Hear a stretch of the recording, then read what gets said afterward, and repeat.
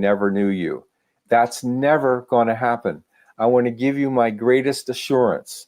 And in the next week, when we talk about this more, we're going to talk about assurance, where our assurance comes from. By the way, it comes from God's great and precious promises.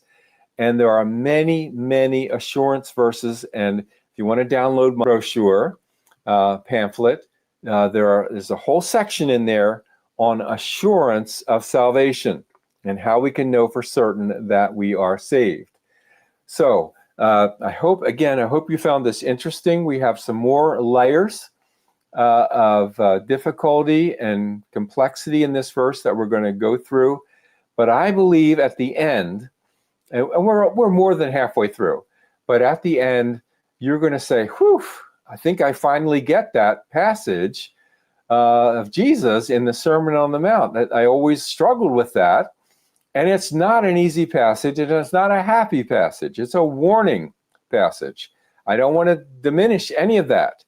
But it's not such a passage where we as believers, or really anybody who's considering Christ and thinking about placing our trust in Christ in the future, we don't need to be terrified of what Jesus said, because what Jesus is saying there does not apply to us. In fact, the flip side applies to us. Jesus says to us, I know he says to me, hear me out. Jesus says to Len, I have known you.